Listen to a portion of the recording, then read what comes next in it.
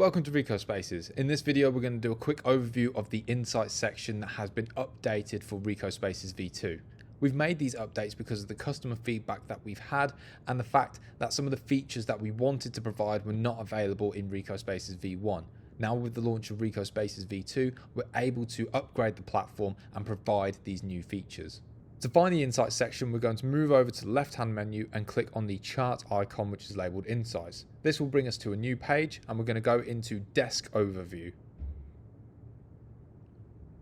No matter which overview you choose, whether it's desk, meeting room or parking, you will have the same looking interface. This is going to give you seamlessness across the platform. We haven't got any data populated here because we need to choose our location, so we will choose Birmingham, which is the office that I'm in at the moment, and we'll hit refresh. And that will populate with the analytics that we have from this office. We can see individuals and their booking, if they've cancelled anything, what their cancellation rate is.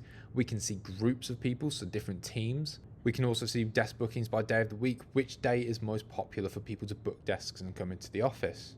We can dive into all these different analytics and look at what is most popular. And if we want to see the raw information, it's at the bottom of the page where we can see everything here and we can export that information too. One of the key new features that we've brought into Insights with RICOH Spaces v2 is allowing you to look at multiple locations at once. Now this will allow you to look at 2, 3 or all of your locations. So how to do that? We'll click on Birmingham and we'll hit the add icon here, which will allow us to choose another location. So I'm going to choose the Broadgate Tower, hit that refresh button and let that load in.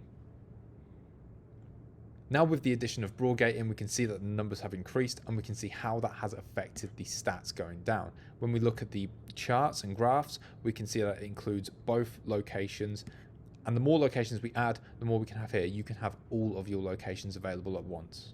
Another important feature that we have updated with this platform is that we can select different date ranges. So whilst we have the presets that let us see 14, 30, 90 days, we can also now customize the date range. So if I click on this calendar icon, if I take it back to, let's say, the 11th of September and go ahead to the 1st of November, I can choose that, hit refresh, and that will update the analytics. And we can see now that in that time frame that we had 207 total bookings, and we can really narrow down on that one specific time frame. This is a new feature that wasn't available before, and one thing that customers were calling out for with an update to our Insights platform.